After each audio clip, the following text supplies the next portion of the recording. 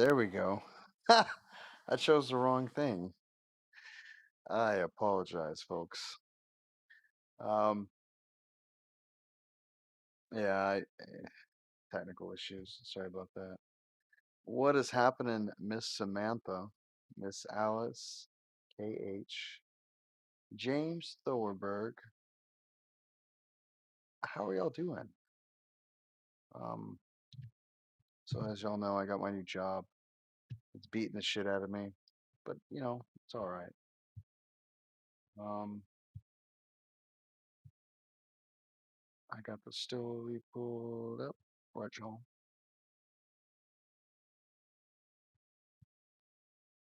Um, I'm not sure if I got to 10 or if I got past 10. Or I think I'm on 11 now.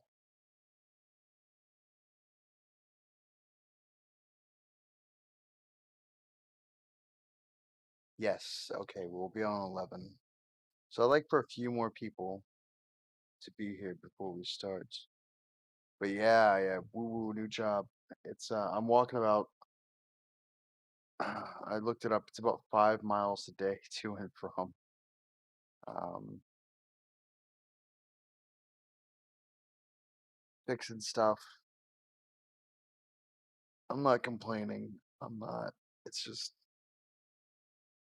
it's hard. Um, thank you. Thank you. I'm watching a stream on Twitch. He's playing Lost Ember, and the dude does not believe at all that I am female. You know what? Who cares?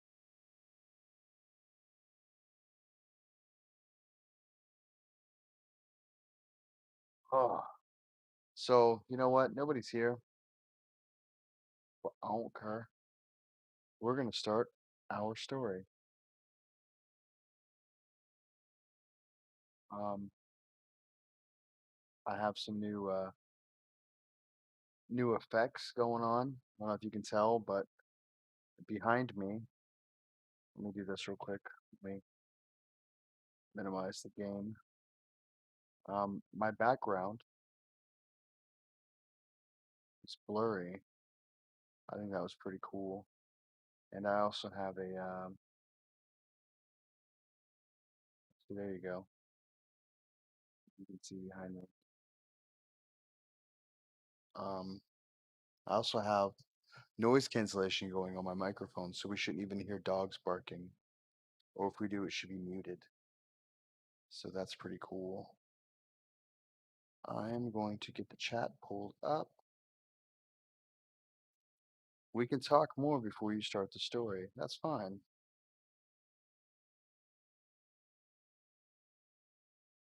Um, Here we go.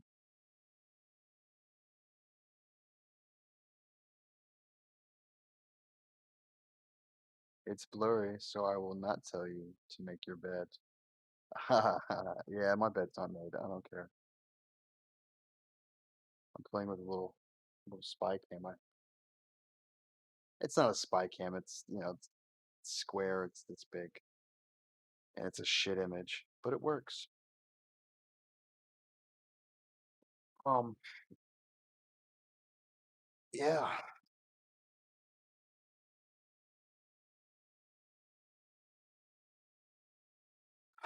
you do sound beat. Yeah, I pretty much stay beat now, but it's cool, you know. Um, Probably gonna drink some soju and some.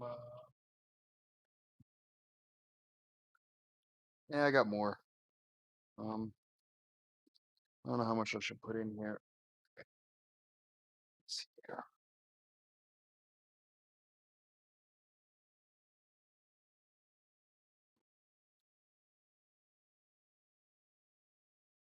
Damn dog here.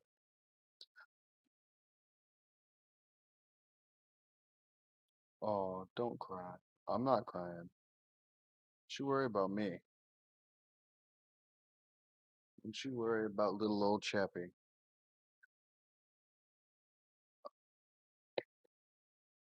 drink a little bit of alcohol because why the hell not?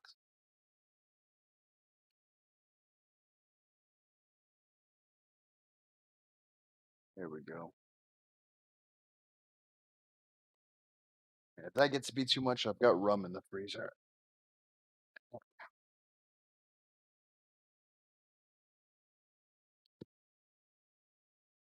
Dave Flav, favorite flavor of punch.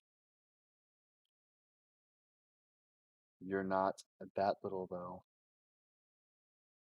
Well, I'm not little. I'm not huge, but I'm so lost. So would you guys like to start the stories? If you don't, that's fine.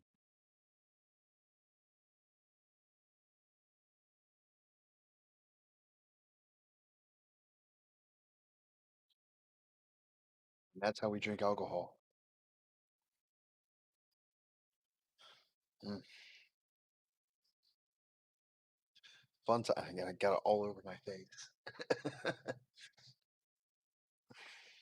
I'm half tempted to cut my mustache and beard off. I'm not sure what I'm going to do yet. Oh, telephono. You got to go charge it.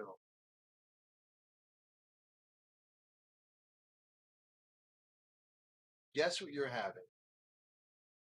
You're having tres leches.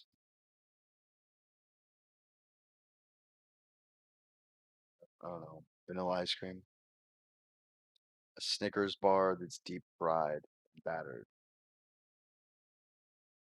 Gonna get all sticky. Mm. Peanut butter and jelly.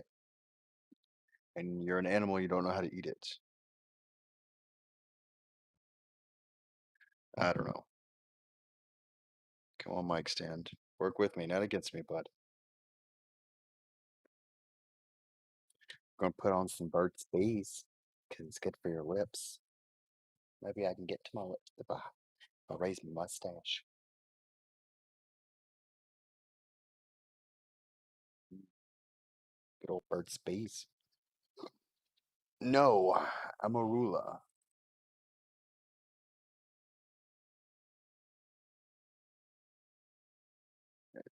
That's the cream liqueur from South Africa. That's right.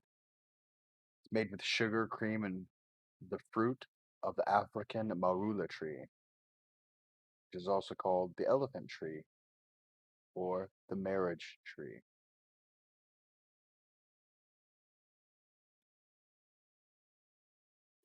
Let's see what an elephant tree looks like.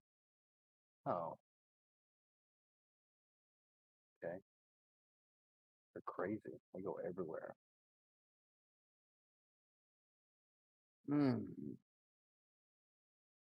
pop that neck. Anyways, I remember. I remember. Chappy sees all. Chappy remembers all. Well, anyways, guys, let's start this story. I'm sure we'll get more people as we continue.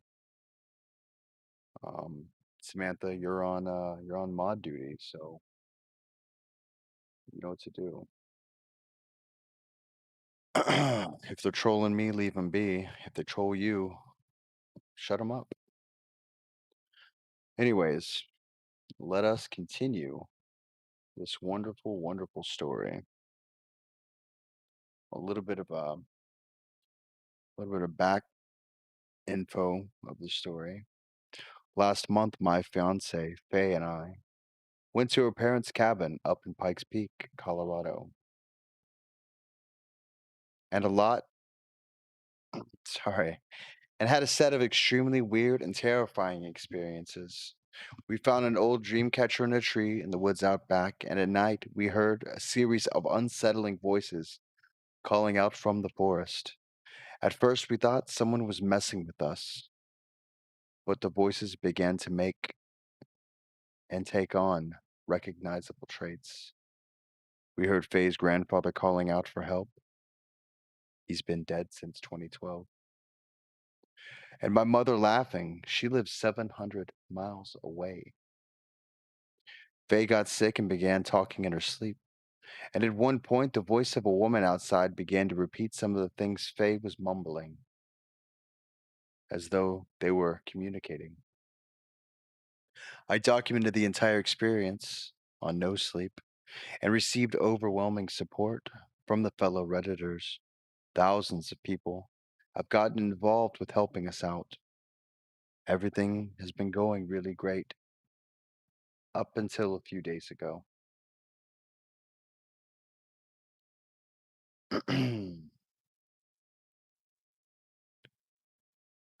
I'm sorry, I haven't posted about this matter in a while, but Faye and I have been trying to forget, especially with her weird sleep disorder. The best course of action for us is to try and bury what happened and move on with our lives.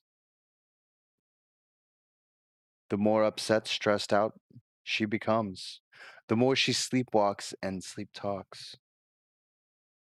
And that's when scary things happen.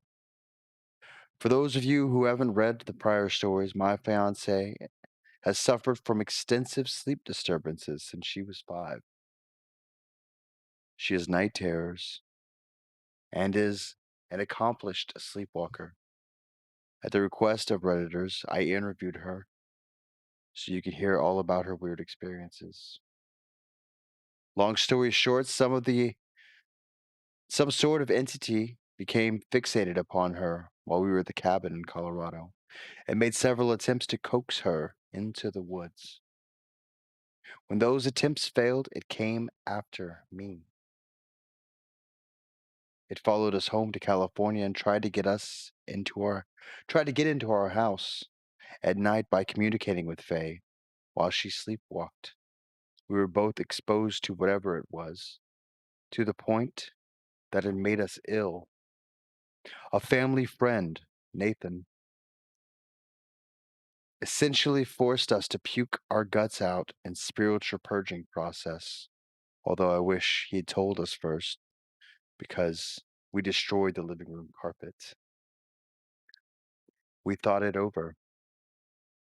was over. Better yet, Faye went back to normal and returned to her playful, funny self. She got her strength back, and not just physically, but the strength of her personality returned as well. She's been feisty and won't put up with any of my shit, which was a great sign that she was feeling better. She's been wearing her engagement ring and hasn't left her finger since we've got back. But 2 nights ago, weird things started to happen. I absolutely dread writing this because I know by paying attention to it, I risk exacerbating the situation. The part of the carpet where we'd lost our lunch is permanently stained and rather dark because I couldn't afford to get a decent carpet cleaner out in time. When we were watching, crying through the new Game of Thrones on Sunday, Faye pointed out the stain looked like the shape of a man. It's about 3 feet long and basically looks like someone kind of 2D troll.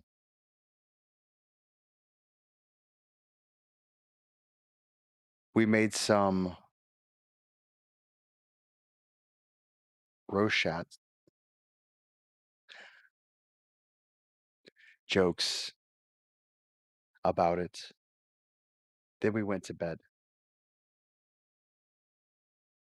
I rolled over the middle of the night and put my hand on Faye's back. And the second I touched that empty space in the bed, 1,000 horrible thoughts rushed through my head. Faye hasn't been sleepwalking since things settled down. And I fear this was the omen of our visitor that returned. I found her downstairs. She was sitting in the dark, spine straight, right in front of the TV. It was off. Her eyes were closed, but she was running her fingers across the stain on the carpet, whispering to it and giggling. I raced over and threw the lights on, foregoing my rule to never walk up and wake her up while she was sleepwalking.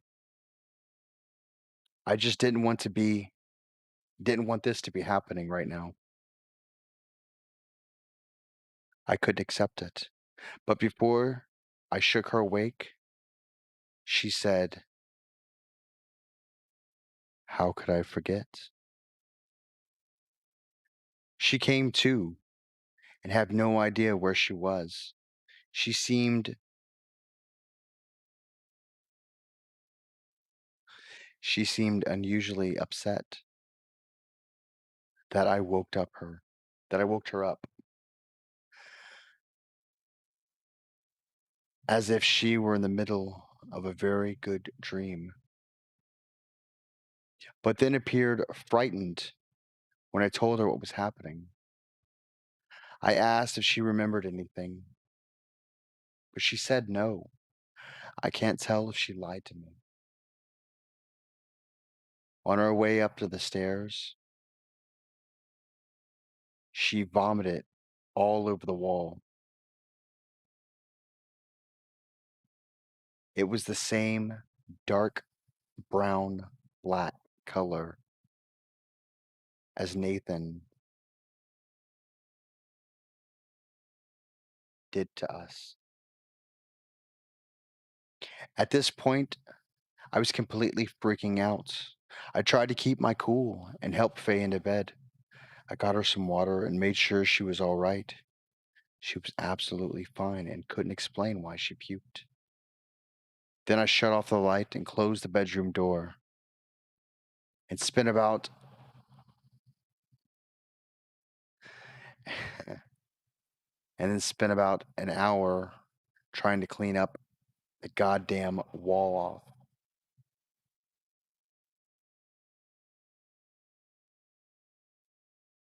So cleaning vomit is basically the worst form of punishment I can imagine. The stain would not come out, and it splattered roughly in the shape of a man. Because of the fact that Faye was standing halfway up the stairs and barfed down the hall, this time the stain was much longer than the one on the carpet, almost 5 feet tall. When I finally got to bed, Faye was still awake. She was kind enough to give me a really nice shoulder rub as I laid there in a heap. I was nauseated and terrified. She tried to reassure me, but we both knew what was happening. Whatever that is, or whatever is wrong with her, it's back or never left. I don't know how long we sat there talking, but eventually I passed out, Faye lying in my arms. She said a few more things in her sleep, but I couldn't quite catch them. I was just too tired. The next day, I tried to reach out to Nathan, but he wasn't answering his phone. I had to work, so I didn't see Faye all day. I got home before she did, so I spent several hours jumping at every sound outside while grading my students' finals papers. When she did get home, she said that she felt sick all day. She just wanted to go to sleep, so she went upstairs and showered, then got into bed. Around 10:30 p.m., I shut off my laptop and headed upstairs. Faye was sitting on the bed, feet on the ground, staring out the open window into the woods across the street. I gently laid her down, rubbed her back until she snored. That's the only way to guarantee she won't get up for a long time. And I inspected the whole house. I don't know if I'm just freaking myself out or if I'm tired, but the vomit stains seem bigger now than they were before. I'm calling a guy tomorrow to come and do a professional cleaning, but I'm pissed because I know I'm going to get stuck with a $200 bill on the job. I checked the backyard and didn't see anything, then made sure the front door was locked and all the windows were sealed tight. The last window I checked was on the guest room, the one which Faye had drawn the number 5 backwards while sleepwalking. I stood there for a long time. It was late and dark, and all the memories last month, events just kept cycling through my mind over and over. I felt dizzy and sleepy, almost hypnotized. It was a strange feeling, an ineffect, a strange mixture of relaxation and terror. I cannot explain to you why I did this, but without even thinking about it, I reached out my hand and lazily drew a backwards 5 on the window. And in that tiny little moment, I saw something move behind the trees across the street. Faye abruptly burst into sleep laughter from down the hall as I walked back to the bedroom in the dark. I could hear her giggling the entire way. Nothing else to report for now. It's 10:31 p.m. on Tuesday as I write this, and I'm going to go to sleep. We'll update if there's any new developments. I pray there aren't any. So I didn't know anything about the backwards 5. That's kind of creepy, right?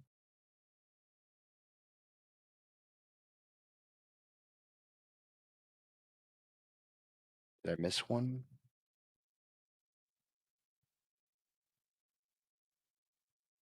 Hmm. No, it was one of the ones I read.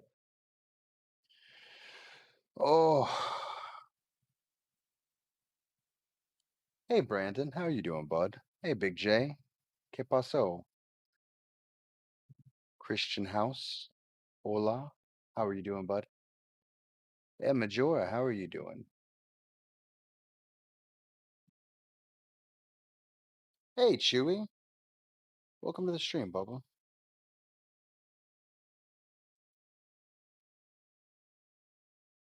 So I apologize, my brain was getting stuck halfway through the story, but I think I came back.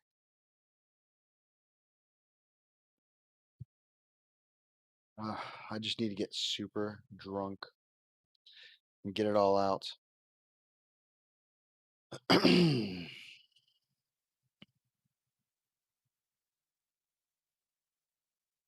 So here we go, we're going to continue. A lot of Redditors have mentioned since I retrieved Faye's ring from the creepy dream catcher, it's possible that she's been that it's been cursed. After all, the ring is given back to me. It could be what is causing the new disturbances around the house.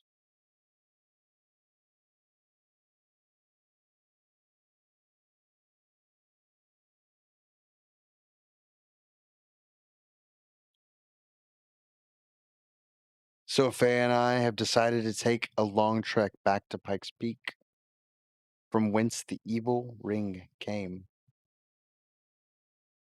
and destroyed it by throwing it into the mine at the top of the mountains. We've gathered a fellowship of 7 other people to help us on this journey. Just kidding. But seriously, a lot of people have speculated the ring is now the problem.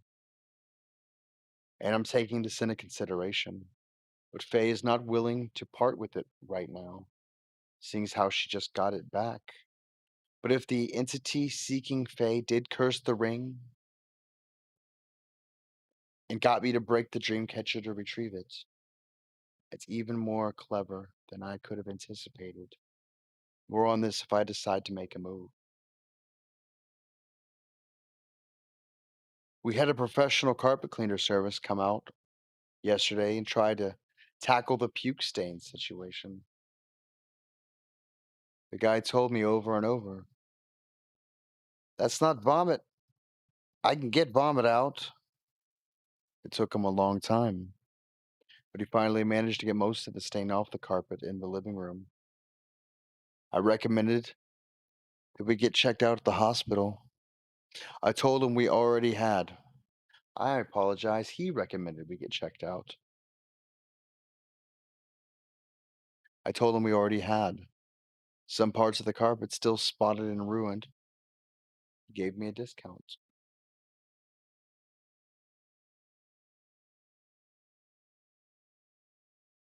The wall and the stairwell is another story. The guy took one look at it and said we needed to paint it, but I finished the stain. I insisted the stain had to be removed before doing so. He told me to strip and sand the wall, or he could come back and do it on his day off for a small fee. I told him that I'd take care of it. He made an exorcism joke and left. I was not abused.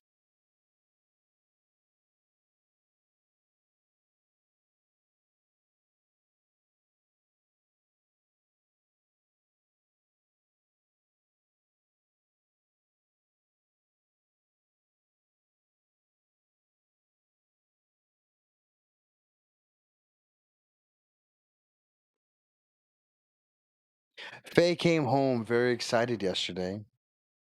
She got a promotion at her job. We celebrated by going to dinner at our favorite steakhouse. She ordered her normal meal, thank God, and she had a few drinks. I don't drink at all, so I was the DD for the evening. When we got home, we pretty much went right to bed.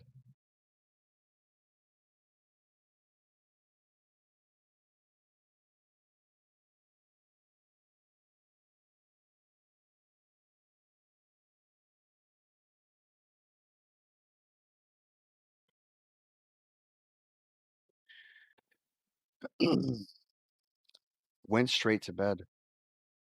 And on the way up the stairs, she drunkenly said, fuck that guy, and pointed a lazy hand at the stain on the wall. That night, I had a very strange dream and dreamed I was trying to scrub the stain off the wall, just like I had a few days ago. But this time I was scrubbing in the dark. Moonlight was just barely seeping through the window and illuminating the outside of the stain. I apologize, the outline of the stain. We'll get there. Which looked more like a man than ever before. It loomed over me as I crouched there on the stairs. But then something weird happened. The wall underneath the stain turned mushy like oatmeal and gave way to my hand.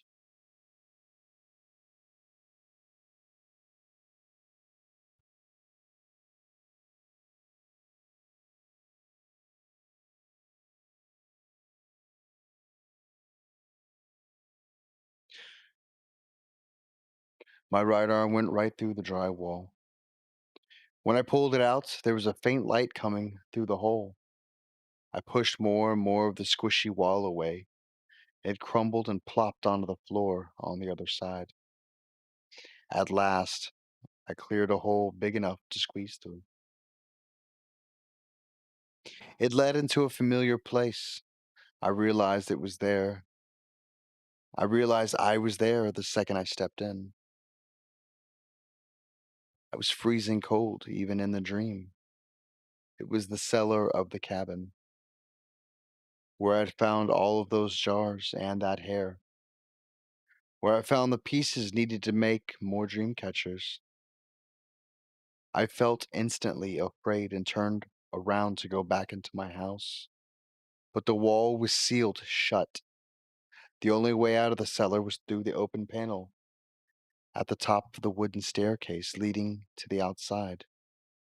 Snow was falling down into the stairs.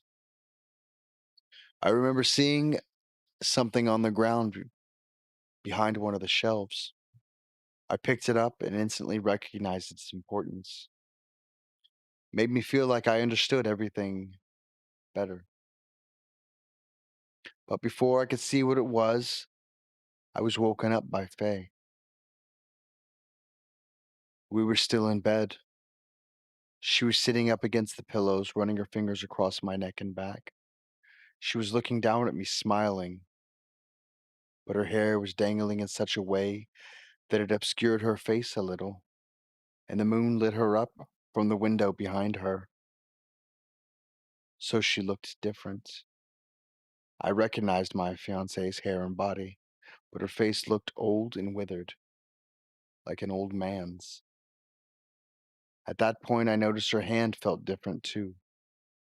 It was rough and heavy, like a guy's. It took me a second to realize she was probably asleep, so I sat there, still, and just watched her. After a few moments of this, she abruptly got out of the bed and walked to the door, mumbling to herself, "That sound again." I followed her quietly, wondering what she'd do.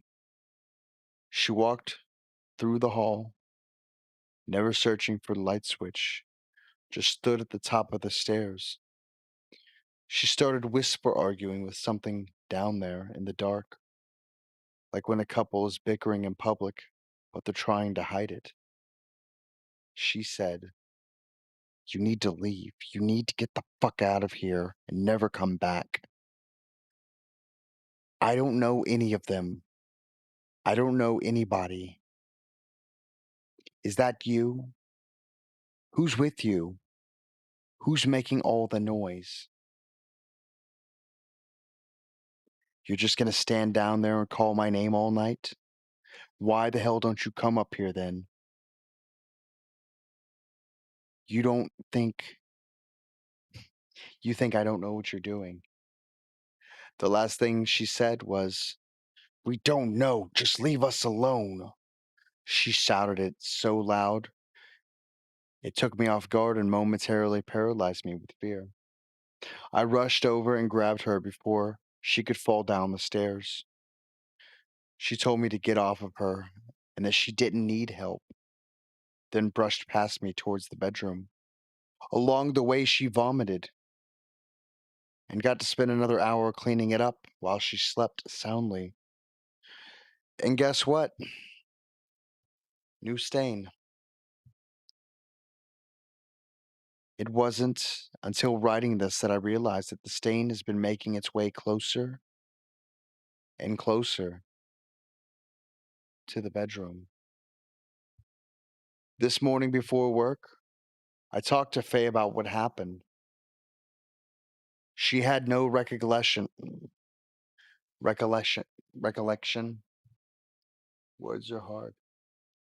She had no recollection of any of it, including barfing up on our expensive wall. She said she did, but she did say she heard several voices outside the house early this morning. She said there was a child calling out, "Where is she? Where is she?" And a man grumbling angrily, but she couldn't make out his words.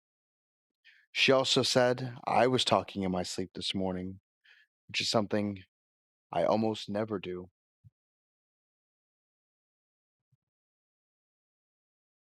Faye agreed to seeing the doctor again because of the vomiting and almost mentioned to me after reading all the Reddit comments that hypnotism might work or might be a good thing to try. So we're looking for one in our town. More on that if anything develops. Also, her older sister, Becca, is going to come down to town in a few days to visit to see how things are going. Becca lives in Arizona with her husband and infant son, so I've only actually ever met her a handful of times. It'll be nice having some extra people in the house for once. In other news, Nathan is still not returning my calls, so I might try the Ranger tonight. And I also might want to all let you all know that it's finals week for both me as a graduate student and for the undergraduate students that I teach. I might not be able to update every day like I usually do. If I'm missing for a day or two extra, don't be alarmed. I'm keeping a close watch on Faye. And there was one last thing to report. Today at lunch, I put my head down in my office and drifted off for a few moments. This is unusual for me because I'm a chronic insomniac and do not take naps almost ever. But I had another dream. Taiwi came to me. And for those of you who don't know, Taiwi was a Native American man who lived near Pikes Peak. He and his son, Nathan, blessed our cabin and helped Faye and me in our struggle last month. He died in the woods under mysterious circumstances during my last nights in the cabin. In the dream, I was looking out our bedroom window, and Taiwi was standing at the tree line across the street. It was really him, not the creature that did a horrifying impersonation of him. He was pointing into the forest. I think I'm supposed to go in there, but I don't know whether I can trust my own dreams anymore. This is where the imposter hides.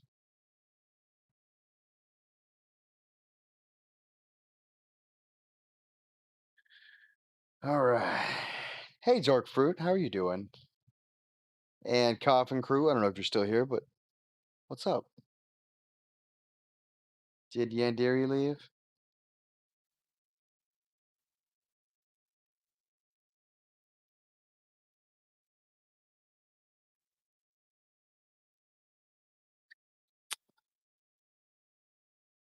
Oh, how are y'all doing? Chappy, keep telling stories. You're getting better, bro. Um, yeah, I'm just beat, so yeah, still here. That's good.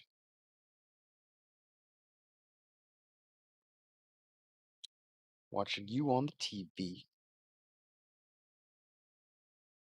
Like, help! I'm trapped in the TV. I can't get out. Oh, it's creepy in here, and someone keeps farting.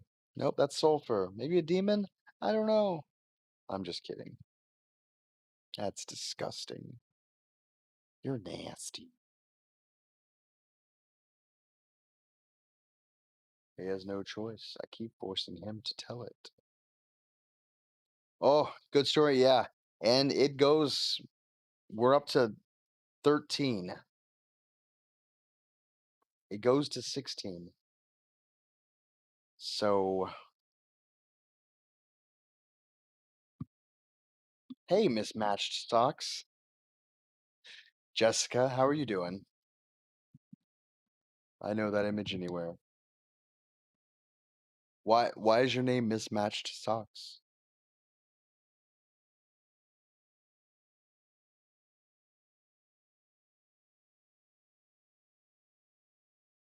You seen the toy with the wooden box that goes, "Excuse me. Excuse me, will you let me out of here?"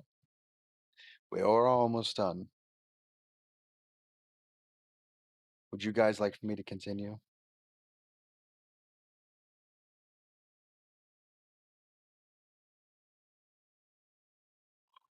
Oh, you're fine. You gonna tell us about the new job? I can tell you about the new job. Basically, my company makes side by sides, go karts, um, four wheelers, and You've been wanting to change your name. Your socks won't match. I like it. Um, Essentially, they get broken, or when they assemble them, they realize that they're broken. Something won't shift into gear, or whatever. Steering's messed up. So they'll bring it back to my section, and we'll fix it. There's only three of us, and work kind of piles up. We get to it as much as we can. Fun? Yeah, it's not too bad. Um, I'll post a picture of one of our ATVs. Really cool ATV. It's our a race model, and not ATV. I'm sorry, side by side. But essentially, it's got a little bitty bed, but thing goes like 70, 80 miles an hour. um, but yeah, I took some pretty cool pictures of it last week after I washed it. But yeah. So do we call you mismatched or socks now or Jessica or I mean, what do we call you now? Anyways, do I get to drive them? I do get to drive them. I have to test them. We even have a track out back that we take some of the bigger equipment on. So some of the bigger four wheelers or some of the bigger go karts. We don't take the mini bikes on it because they're not really meant for that. But the side by sides, we'll take those on there.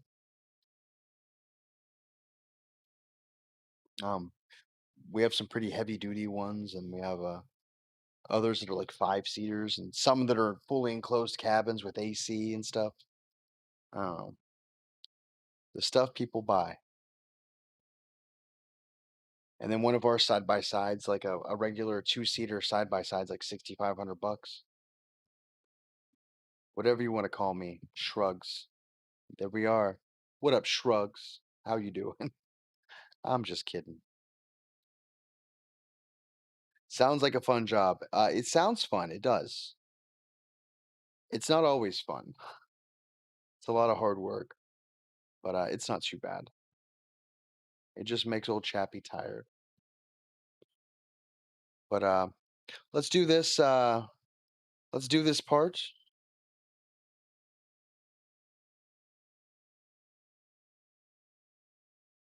and continue.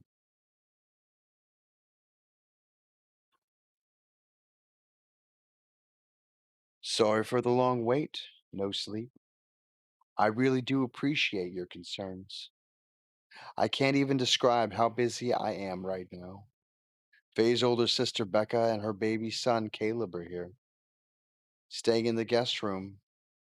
It's finals week for my students, so I've been hosting tons of meetings with them.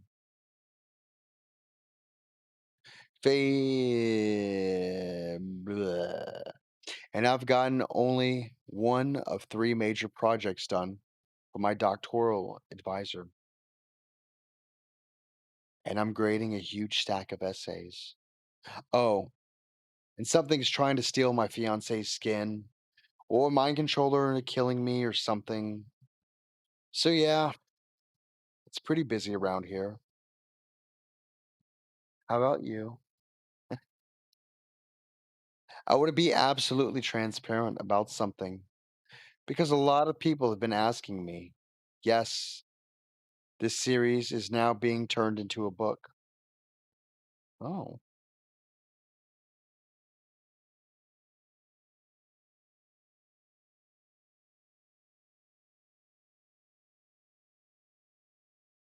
at the behest of a humongous amount of no sleep and story pick readers, we successfully crowdfunded this week. I did not mention any of this in my posts because Reddit has strict rules against advertisement, and I've grown very fond of the community here on No Sleep. I really never did want to get in any trouble. Secondly, I feel that my experiences at the cabin and the subsequent events are becoming overlong, and my biggest fear is that people here are going to get sick of hearing from me, so I'm going to try to post less and say more. And it's a long one. Friday morning. My ass hasn't even warmed the seat in my office before I got a call from Faye's boss, notifying me that Faye had been acting erratic. Erratic, in fact, to the point that they sent her home from work. She apparently stood in the open doorway of one of the storehouses, staring into the darkness within, not moving for several minutes. A coworker tried twice to snap her out of it, but she did not. A few minutes later, the boss came over and found Faye inside, standing in the shadows looking out. It was pitch black inside the storehouse, so when the boss flipped on the lights, she found Faye standing there in the corner, smiling up at her, eyes unfocused. A few seconds later, she came right out of it. I just went back to work.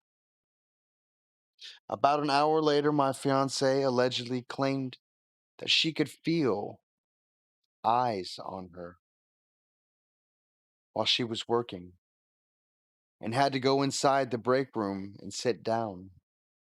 Her coworkers found her fast asleep and just left her there, thinking she was hungover or sick, and went to lunch.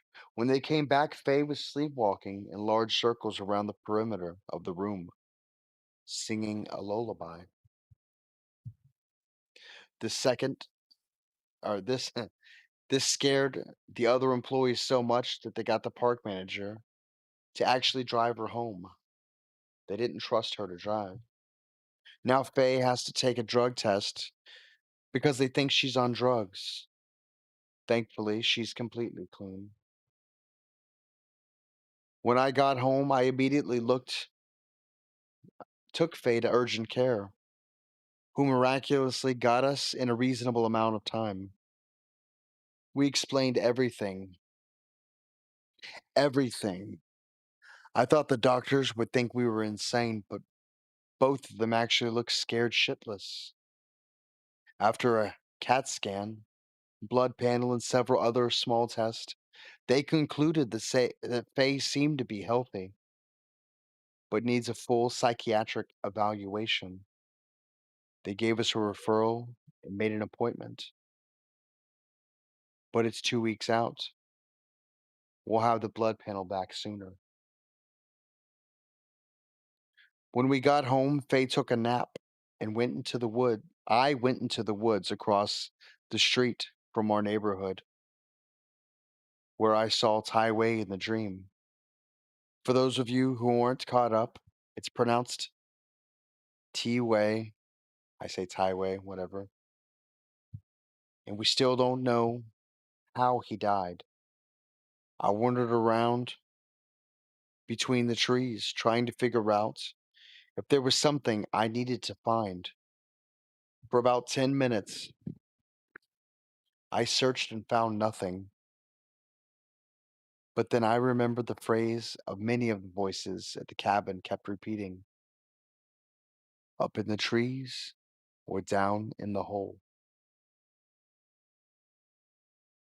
You go up in the trees or all the way down, down, down, so deep you'll never see the light again. There were so many variants of the phrase that I can't remember all of them. But I looked up to the top of the trees, and voila! There was a little crudely constructed object made from twigs and twine, dangling from a branch about 30 feet off the ground. It looked like the dream catcher we found at the cabin, but it was absolutely made with twigs from the very tree it dangled. So it was a different color and shape. I climbed up the tree and tried to retrieve it, but it was so frail it fell apart the second I pulled it towards me. One thing about it stood out in particular. It had strands of fiery strawberry blonde hair. dangling off of it, just like Faye's. I need your opinions on this. As far as I know, Faye cannot climb trees. Then again, there's apparently a lot I don't know about Faye.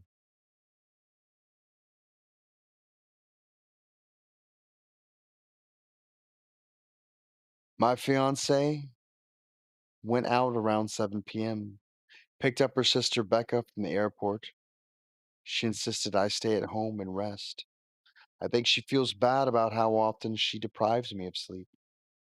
I reluctantly obliged. They came home around 9 p.m., and with them, Becca's son, Caleb. I know nothing about babies, but Caleb is pretty cool. He tries less than my students and is smarter than half of them, and Faye absolutely adores him. Becca and I caught up over hot chocolate in the living room, while Faye unleashed the full scope of her material instincts upon Caleb upstairs.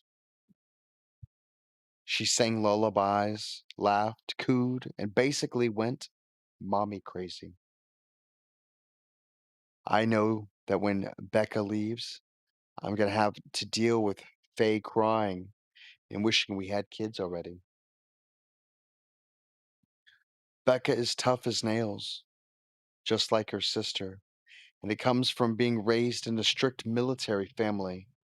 But having a strict dad also teaches girls how to be expert liars. And I got the sense that Becca was selling me all sorts of bullshit when I told her about what went on in that cabin. Becca is 5 years older than Faye and has already been married twice. She has a 10-year-old daughter with her first husband. She claimed that she only went to the cabin at Pikes Peak once. She said the drive up there made her car sick. So whenever her parents went there with Faye as a little girl, she'd sleep over at her friend's house instead. She also told me that she had no idea what the number 5 means to Faye and dodged me like a minnow when I pressed. I get the overwhelming sense that she's deeply troubled by Faye's behavior, and not just because it's creepy.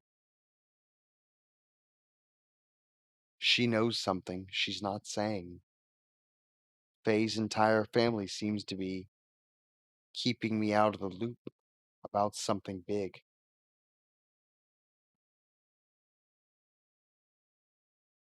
A very tech savvy Redditor offered to help me track down Jennifer,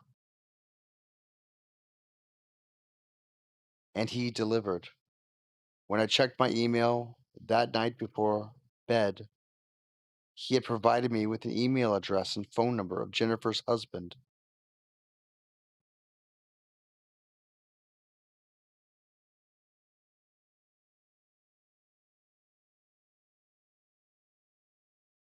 She remarried after Tom hanged himself. Tom was so deeply disturbed by his experiences in the cabin that he couldn't take it, even after moving to Nevada, or maybe he just couldn't take Jennifer. I emailed the guy, his name was William. He got back to me the next day, asked me to call him. I explained the situation.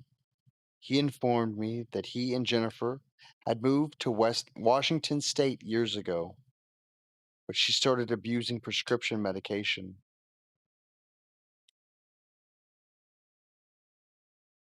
A year into their marriage. Over the course of a few weeks, she repeatedly told William she had heard her daughter, who died at childhood, calling to her from the outside forest of their home. One night, when William got home from work, the back door was open and Jennifer was gone. She left with her shoes and jacket. Jennifer went missing for almost 6 months. A group of campers found her remains about 40 miles away. She's been buried in the ground with her legs sticking out, and they'd been gnawed clean by wolves. That night, I woke up to the sound of a baby crying. Faye was gone. My first thought was it was coming for her, because a few weeks ago, she'd accurately mimicked the sound of a child's cries while walking around the house at night. But this time it was Caleb. I walked down the hall that led to the guest room and found the door open. Becca wasn't there and the crib was empty. I followed the sounds down the stairs, walking past the barf stain on the wall. I'm gonna strip it today. And saw Faye and Becca sitting on the couch. Faye was cradling Caleb in her arms, staring at him. Becca was babbling on and on about her husband. She didn't notice that Faye was actually asleep.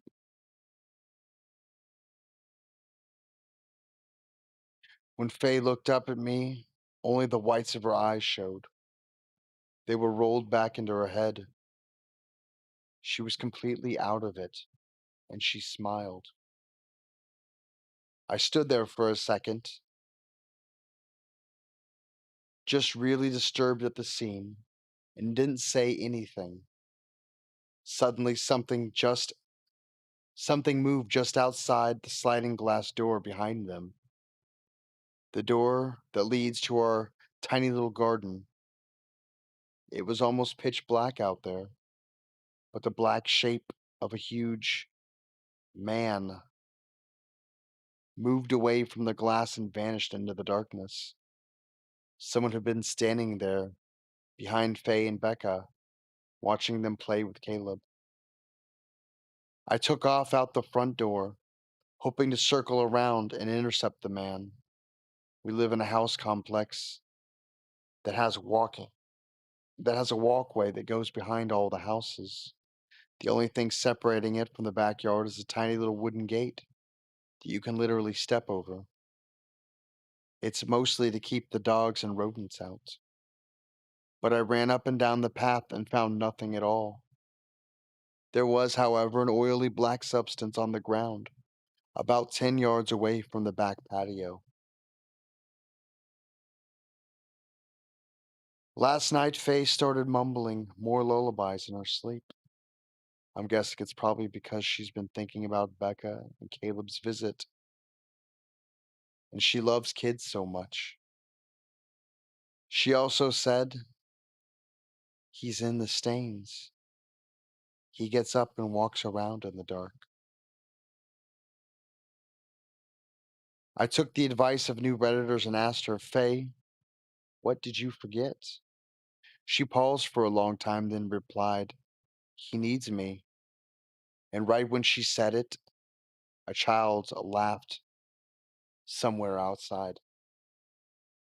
Tomorrow, the shown woman who visited us last month is going to come back with her friend who specializes in hypnosis. I will report the results when I can.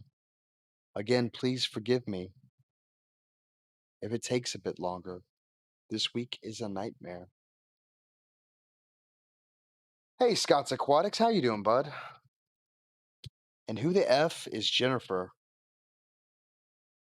Did I miss something?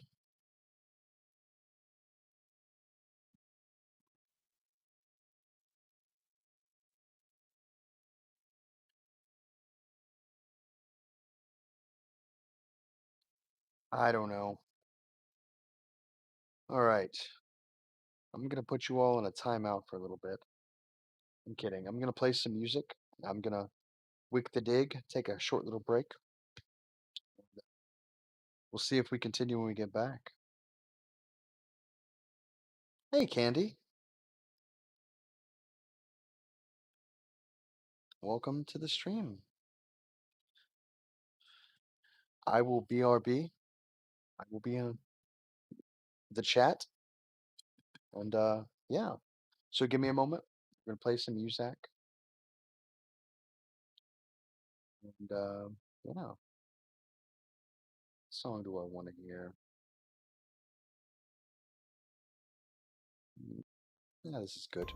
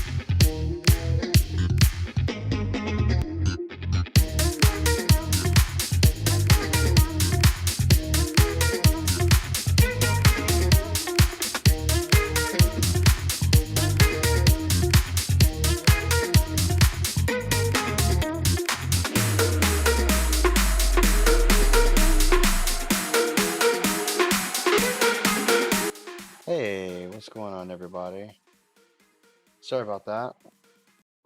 I had to give the doggy her medicine. She has allergies. She does not like taking her medicine. Excuse me. How's everybody doing?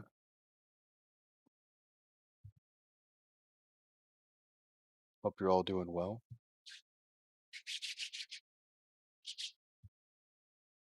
Smells like dog in here.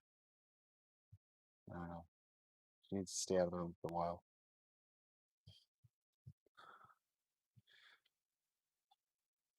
So does anybody know who Jennifer was? I don't know who Jennifer is.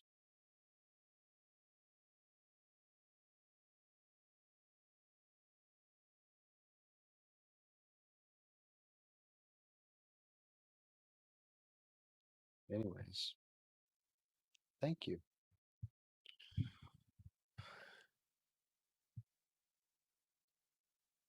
So since these are longer, I will continue them on the next stream. But we're gonna sit around and chat for a while, if that's okay with y'all. Yeah, I don't know who Jennifer is either. There's only 3 parts left, so we will continue them later.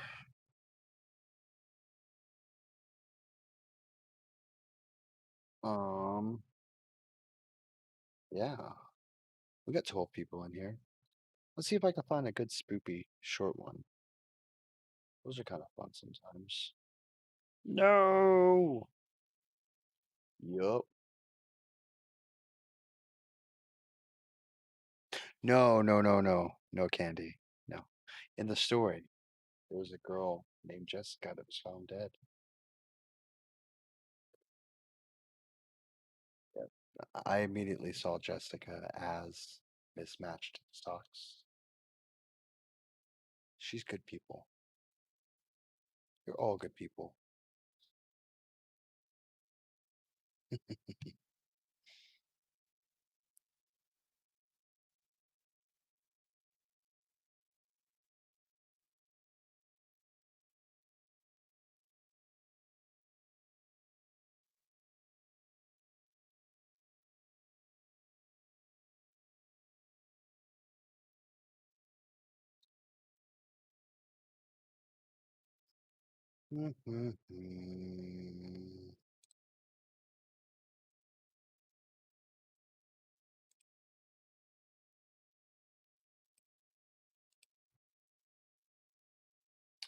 Their website's changed.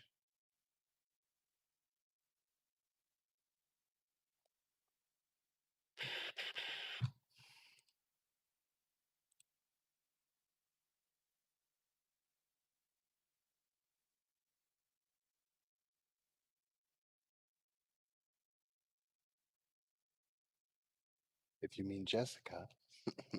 Why do you get called Jennifer? Was I calling you Jennifer a while ago? What did I say? I don't know what I said. I know you're Jessica. If I said I know you're Jennifer, I apologize.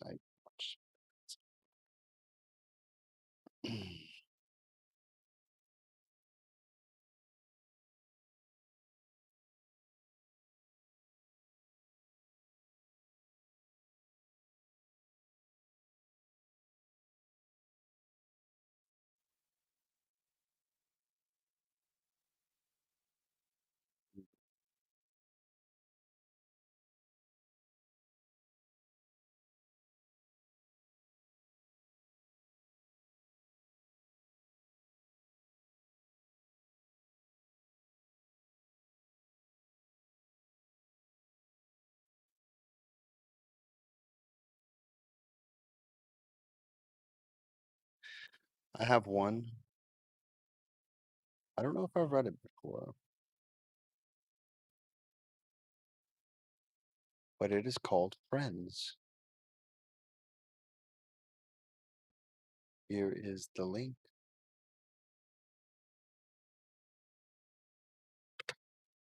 Let's make sure I can read it. I can. Okay. I don't remember much about my childhood. Like most people, those memories are always vague, and eventually you realize whatever you remember is probably just a reconstructed memory. You don't have much choice in the matter, and you're usually convinced that your memory would never fail you. My first memory I have is when I was 5. I'm not sure if it's real or not, but that's when I think I met Michael. I never had any friends, so I was glad when I met him. He called me Jack, and I liked it. As certain as uncertain I am, if I remember our first encounter, there is no doubting the strong bond we immediately formed. I won't bore you with the details of what we did every day for the past few years, but I will outline some of the things we did together to assure even the most skeptical among you of our friendship. Michael is a slightly effeminate child. He didn't have many friends in school either. He was bullied, and the highlight of his day was coming home and sharing a cup of tea with me, all the while telling me his woes and lessening his burden. The tea, unlike my words of consolation, was make believe. Another one of his favorite activities was cutting my hair. He would style it in all sorts of ways, and I enjoyed each and every one of them.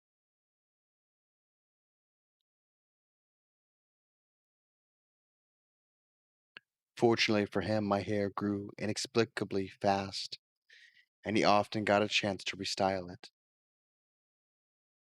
There was one thing that constantly strained our relationship, though. Don't get me wrong, Michael and I had absolutely no hard feelings towards each other. It was his parents. I don't think they approved of me, and I could tell you why, even if I tried. I couldn't tell you why, even if I tried. It wasn't just disapproval. I began to think they hated me. The longer our friendship lasted, the worse it got. It pains me to even think about, so I won't dwell on this for long. As quickly as our friendship had initially flourished, it began to diminish after 2 years. Michael grew to become a stocky football player, and I remained exactly same as before, scrawny and completely incapable of competing athletically. He made new friends and started to ignore me. This hurt a lot, especially since I was there for him in his time of need. His abandoning me was the last thing I expected, and it hit me hard. I felt like I had no one left in this world. As I sit in the corner of the room and write this, I can see Michael and his friends watching TV. Sometimes it seems like he notices me and looks my way, but I know better. I have now resigned my fate. He created me, but forgot to destroy me.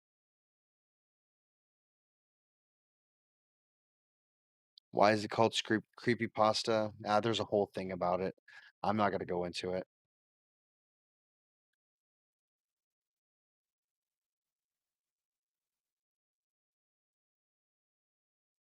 Oh, well, there's an easy. Here, I get the short version.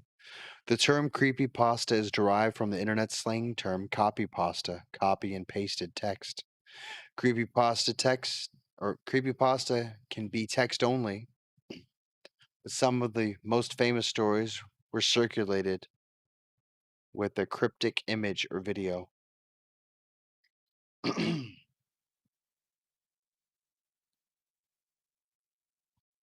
Copy and paste, paste pasta, pasta. That's it.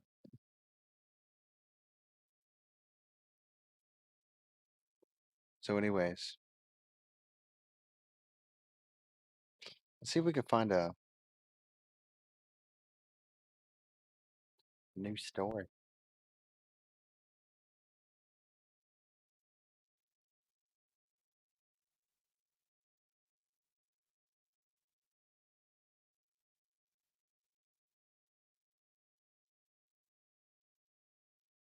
Did that make sense to you?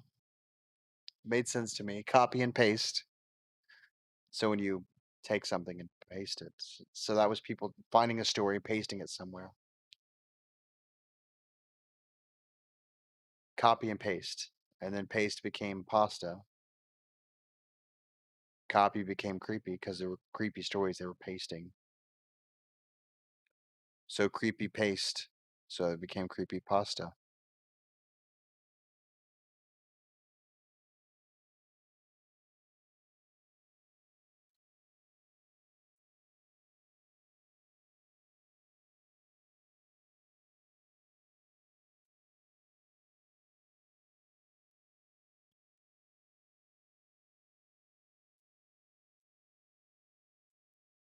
Y'all want a gross one? I mean, maybe it's gross. I don't know. Here's the link. It's called pickled brains.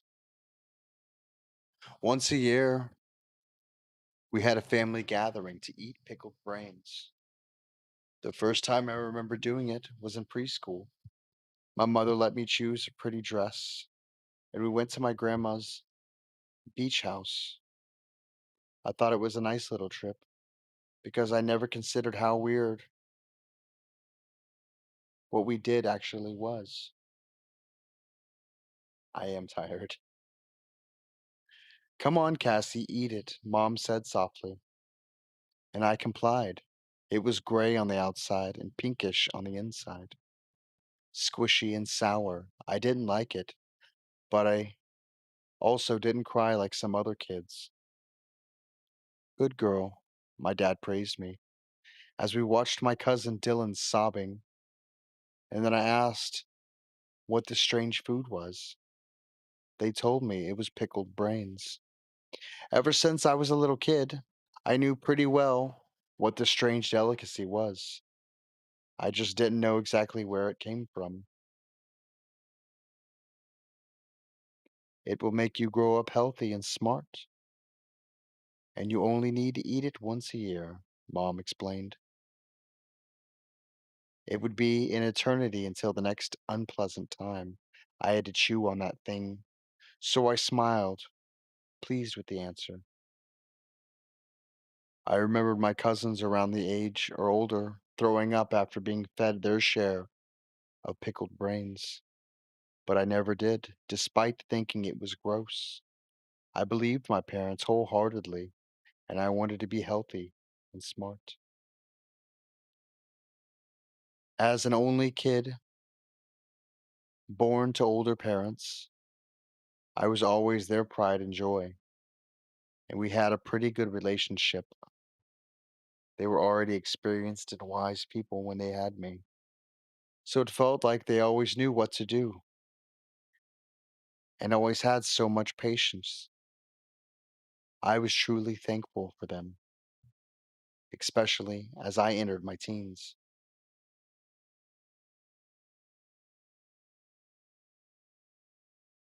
Most of the younger family members felt uncomfortable with the odd traditions, to say the least, and rebelled against their parents, but I never did. To be fair, some of my aunts and uncles were indeed overly strict and annoying. Still, I wouldn't dream of disrespecting them. That's probably the fundamental difference that made my friendship with my cousins fade. When I was 12, my parents sat me down to have the talk. Cassie, there's something we need to tell you. Something about the pickled brains, my mother prefaced. She was unfazed as always and smiled benevolently. Her graying hair and temples and the wrinkles accentuated her smile, made her look like an elder angel to my young eyes. Mom was already over 50, and Dad had turned 60 the year I turned 12. Have you ever wondered where they came from? Dad asked. I hadn't, I frowned, remembering the time that Dylan told me I was such a sheep. You know how Grandma got sick and died last year? I nodded. Well, we removed her brains right after she died, and we're eating part of it this year, and then for years to come. She said it so naturally that I could do nothing but react naturally too. Oh, I muttered simply. It's a very old family tradition to enhance our own brain and to holding on to our grandmother's wisdom. Isn't that beautiful? I agreed. It was kind of nice knowing that my ancestors would live in me. Did we eat Marcel's brains too? I inquired. Marcel was an older cousin of mine who died a few years ago when he was 27 in a car accident. Or wasn't he old enough? They shared a look. We ate it too, all right. When the brain is old, it gives you wisdom. When the brain is young, mental strength, my dad replied. We have a lot of mental strength since most of the people who died are old, right? I asked. They agreed and patted my head. I was smug to be the only younger person who knew about this amazing secret, and I looked at Dylan and the others like they were silly little creatures. My parents made sure to praise me for being kept an important secret. After all, the other kids in the families were too immature to be part of this. Sarita, my younger cousin, even made the mistake of telling the teacher her parents gave her brains to eat, which led to a lot of unpleasant questions. But luckily, her parents simply said it was cow's brain. I, on the other side, always ate my pickled brains without complaining. I knew better than to tell someone about it. It might sound weird for an outsider, but I've lived quite a normal life, except for this thing that I saw, a mere detail, after all. It's only once a year. I had plenty of other experiences to busy myself with, and eating human brains wasn't something that defined me as a person. I lived carelessly, being a good daughter and an even better student. The pickled brains did enhance my mind, and all of my teachers told me I had a bright future ahead of me. When I was 15, I realized there was something else I didn't know about my family. It was Dylan who pointed out something terrifying. Cassie, have you realized one thing? Sometimes, besides the yearly reunions, only the adults would gather, and after that, someone always hospitalized for a while.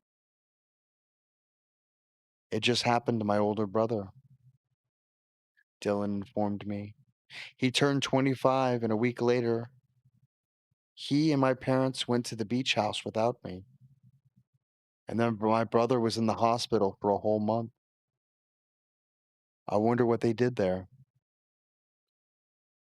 Why don't you wait until you're older to find out? I asked earnestly. Don't mock me. By the time I'm 25, I've long escaped this madhouse, he replied, and I chuckled, knowing he would. Despite our differences, Dylan was my best friend in the family, and I was supportive of his choices. Unfortunately, Dylan barely had the time to enjoy his freedom away from the strange practices. He ended up passing 4 years later, before he turned 20. I was devastated. He was my favorite cousin and one of my favorite people in the world, despite the fact that no one seemed to share of his opinion. At his funeral, I gave a beautiful eulogy, even more heartfelt than his mother's. At least he died doing what he loved. My mother comforted me. It was true. Dylan was crazy for his bike, and knowing that he died riding it made my heart a little more bearable. When I became a legal adult, my parents changed, at least in one aspect. They started pestering me to have children. They became strangely pushy about it, brushing it off as college, brushing off college and enjoying my youth like those were minor, unimportant things, despite the fact that I was a brilliant student. They even promised me to support me so I didn't have to work or have a husband if I wanted to.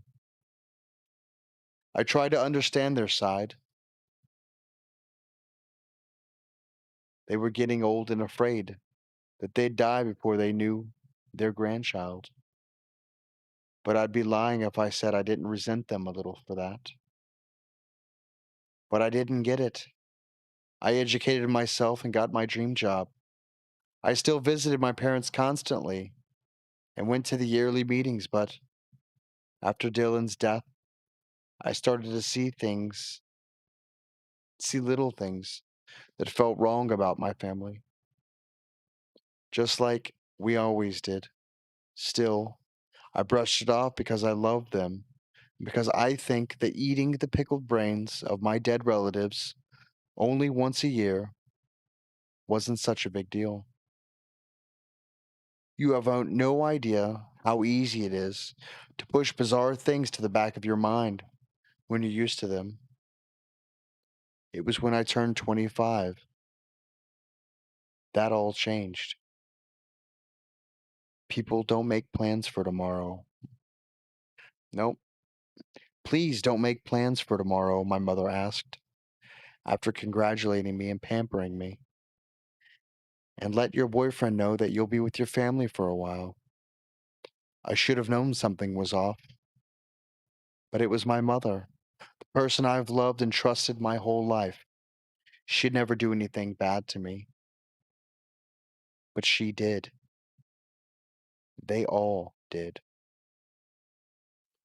I don't remember a lot of the meetings per se, but all of the older members of the family were there, just like Dylan's brother said all those years ago. He was there too. Some looked nervous and unsure, but most were really excited about something. My vision was veiled by a mist, and my movements were sluggish. Despite the fact that I didn't drink alcohol the day because I couldn't, I'm pretty sure they laced my food with something. The only thing I clearly remembered was being groggy in a hospital like room, with my parents holding my hand as my older cousin, who was a surgeon, seemed to be preparing his tools.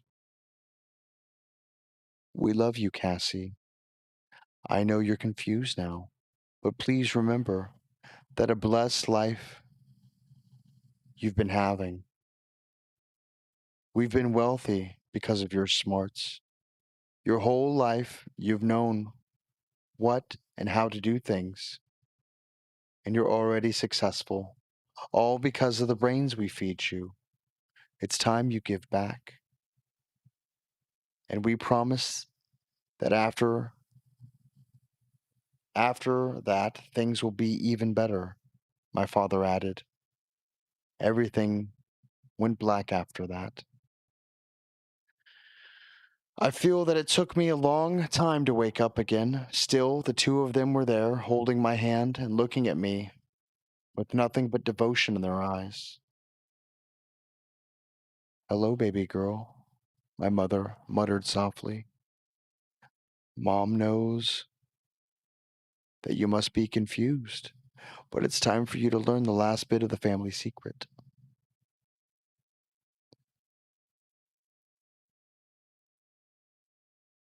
You made me dizzy and then said something ominous, I replied, feeling incredibly hurt and betrayed. She laughed it off.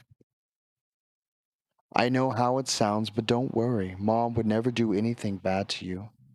How do you feel? I felt awful. My whole body was numb, and I had a splitting headache. My stomach felt like a my stomach felt like a crumpled paper bag, but I didn't want to show them how vulnerable I was. So I asked, so I said I was just a bit dizzy. You're such a strong girl, Dad praised me. They truly seemed to think there was nothing wrong with doing whatever they did to me. You're getting an extra treat today. Now I felt like a dog. I was so disappointed in them.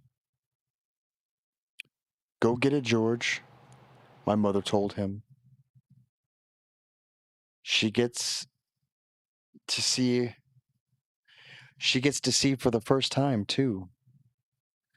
Dad brought a giant jar, easily taller than me, with a huge metallic lid that looked dusty and ancient. It was filled with a grimy, disgusting looking liquid inside, some horrible little chunks floating all over the mucky water. My father was an old man, so it was a wonder he could carry that thing. We just added a bit of brains to it, he announced proudly. George, stop ruining the surprise, Mom scolded him. None of the two realized that the sight made me puke inside my mouth. But being on an empty stomach, only bile came out.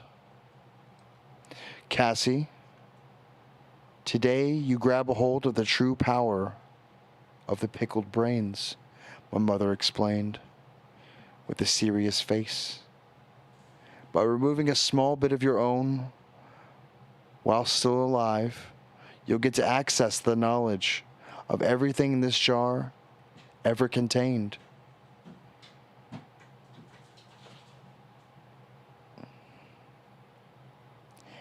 And just did it for you. Congratulations. More than getting wiser and smarter, now you'll specifically know a lot of things our ancestors did or knew, as well as all your relatives older than you. Isn't that fantastic? My father added. I didn't think so. I thought it was revolting and incredibly twisted. Still, I didn't have the energy to refuse being fed. So I didn't resist as I watched them open the jar. The old and foul smell that came made me retch again. It was clear that in order to retain all the knowledge of generations, that thing had never been cleaned. They just added more and more. And they fed me more.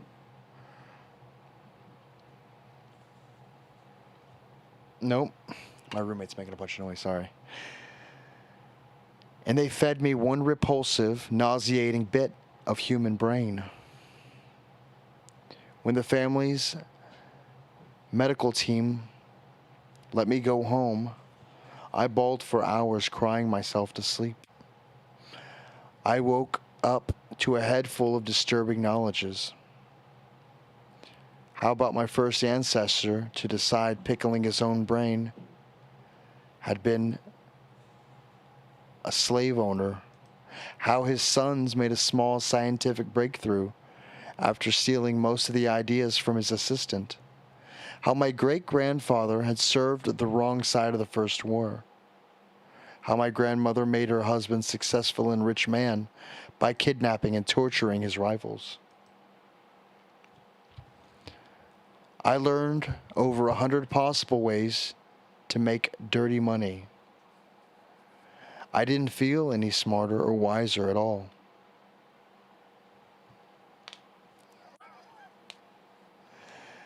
But I learned many other things too. How my mother murdered Marcel and Dylan because she thought the jar needed more mental strength They were misfits in the family, so no one would miss them. How my parents had 3 children before me, all who died in unfortunate accidents between the ages of 3 and 7, their sappy little brains brimming with strength, a precious addition to the filthy salted juice. How they started pressing me to have children because, once again, the jar was filled mostly with old brains, and I knew what I had to do. It's been 3 months since I came back from my brain surgery. As I told as I hold my baby bump of 5 months, knowing that I have to sacrifice my daughter for the dark schemes of my parents, I pretended to mourn them. I'm scared of it all, but determined to protect her. The pickled brains taught me very well how to murder and steal. The rest of the family has no idea that I was the one who killed 2 of them, or that the jar was destroyed. I burned down every last piece of it, and I threw their evil brains in the sea. No one but the fishes will eat them.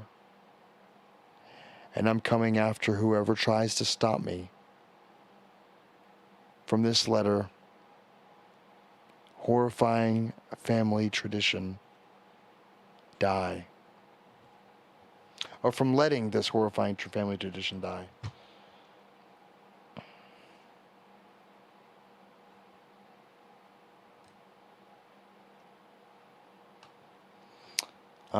Yeah, so that's a fun one. Anyways, guys, we're going to wrap it up. LOL, full of nope. You just noped right the F out. Turning you down because I'm trying to eat. At least it's not brains.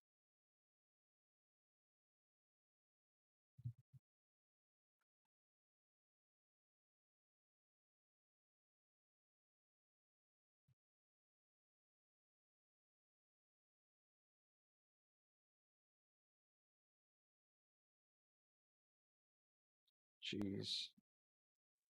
There we go. Messages. Hey, cichlids. How you doing, bud? I think Yandere would have liked that one. She likes gross stuff. But anyways, we're gonna get out of here. Um, if game night doesn't go too late, I will probably come back and get drunk with y'all. How does that sound? Sounds awesome, doesn't it? Yeah. Oh, Chappy, before you go. Yes. Thank you for reading to me while I work. Well, Miss Candy, you're very welcome. Scott, you're very welcome. Thank you all for being here. It's always a blast. I'm out of smokes. I don't get I don't start getting paid till next week or the week after. So, yeesh. Come on. How much money do I got left? I'm nearly ready to start my own channel. Would you help me set up Streamlabs? Yes, I can help you. That's not a problem. Yeah, you sure can.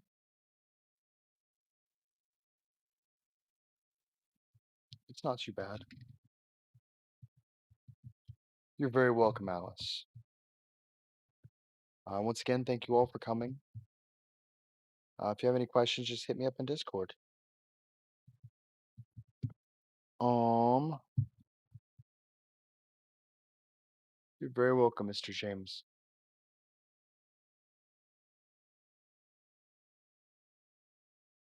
Don't know why I'm yawning. Do not know why I'm yawning. I shouldn't be yawning.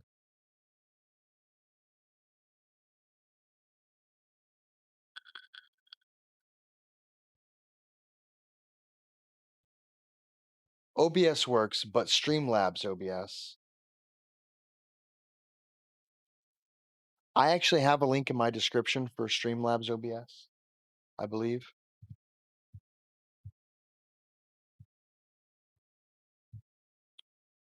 Um,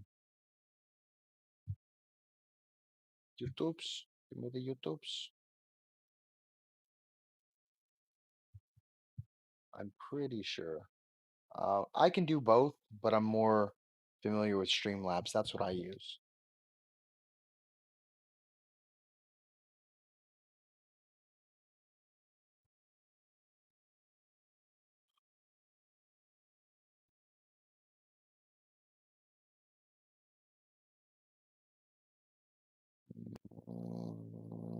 I do.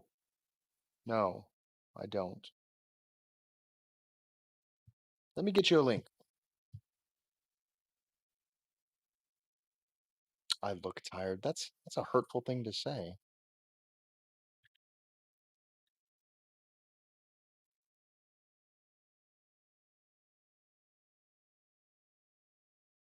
This this is the linky poo. Hang on.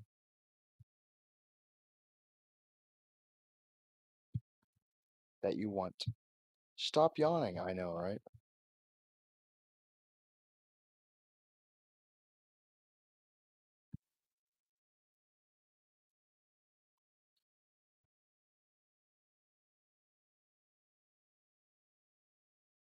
But yeah, it's free. But anyways, you don't have to pay for the Prime or anything like that. I'm sure they would appreciate that, but it's not required.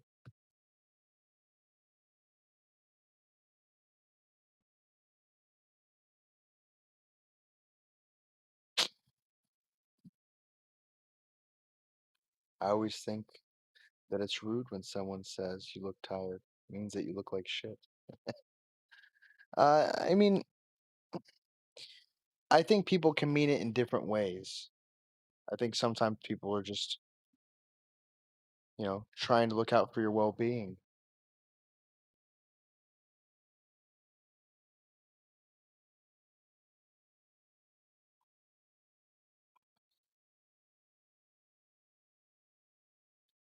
But since my mother raised me, I know what I know how a woman or how other people would see it. I said a woman.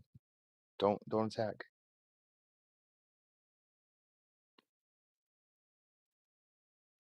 We need more alcohol. Well, reality is a smiley face? I suppose it is. It blocks it out. It's it's like I can't show my sponsors, or I'm not sponsored by them, so I can't show it.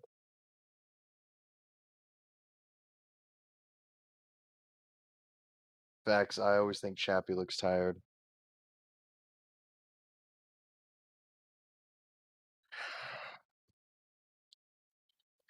Jerks, you're all jerks.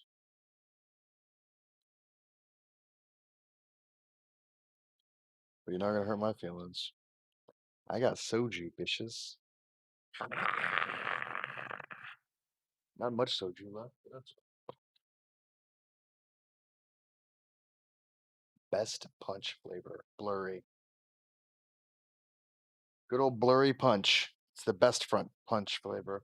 I also have the green one in there, but I might have some more soju. I don't know. Let me see.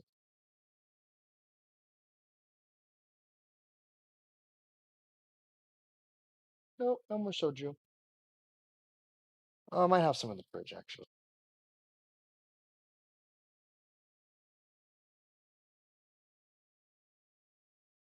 That's actually really impressive. Is it Streamlabs that does that? It does this thing, or you don't hear this, do you? You can hear it now, but let's y'all can't hear a single thing, or y'all shouldn't be able to hear a single thing. Um,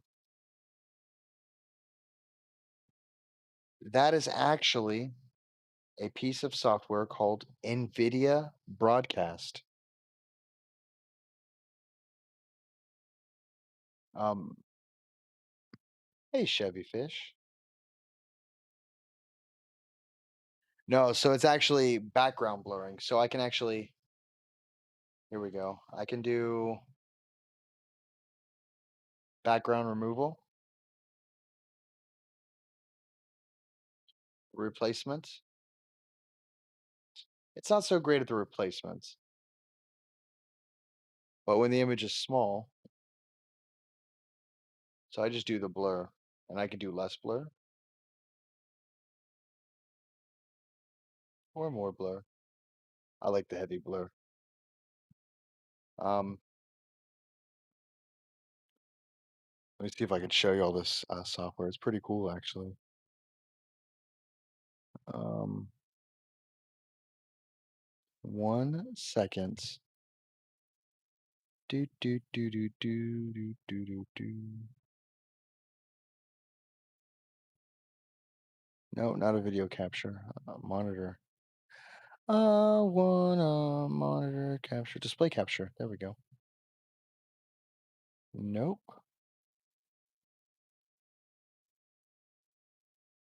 There we go.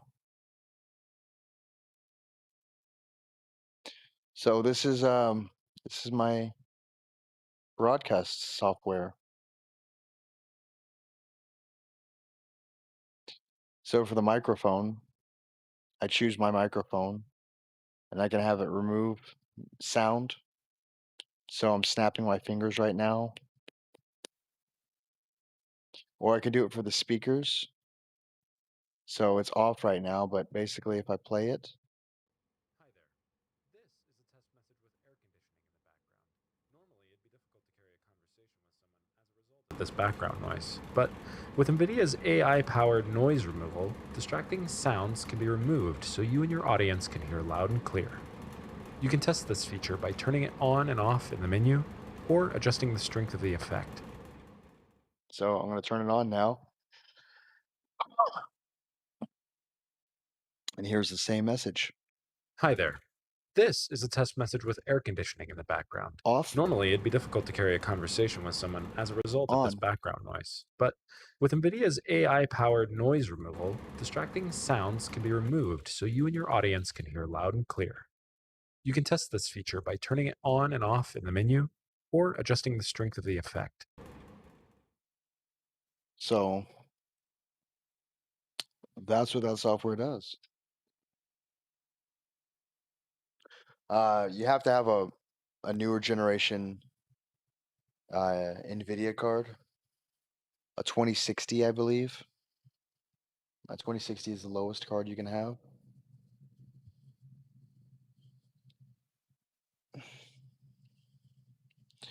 I've never streamed on Twitch. I probably should though. Yeah, it's pretty sweet. I like it a lot. So you didn't hear all the sound my roommate was making? I did, and it messed me up. It uses like 30% of your video card, and I'm not using it right now, so I don't care. So I heard about this software and I had to give it a try, and it's really, really, really easy to use. So what's my mic doing? Okay, no, it's fine. Awesome. Mine are super happy, going ham on the algae wafers. My previous four never looked happy. They all croaked. Oh,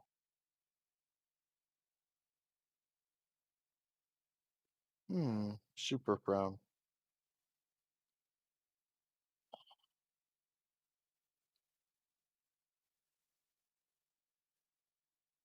But yeah, so that's a new software I'm running stream. Because I kind of have a hardware heavy computer. But yeah, it's kind of neat. You know. Anyways, guys, I'm gonna play some music and get out of here. If y'all want to stick around and chit chat and listen to music, feel free. I might come back after a little while. I don't know. Um,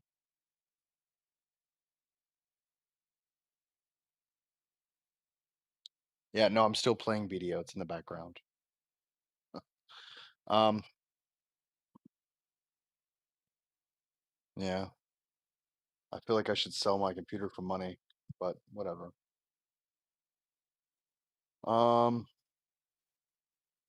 yeah, so let me put on some music. I don't turn the noise removal off for music because it messes with the music really bad. There we go. It'll really mess up music. But anyways,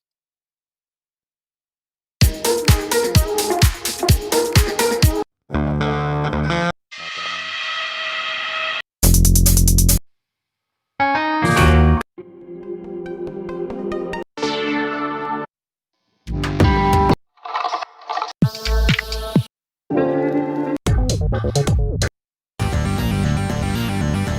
All right, guys, y'all have a good night. Thank you.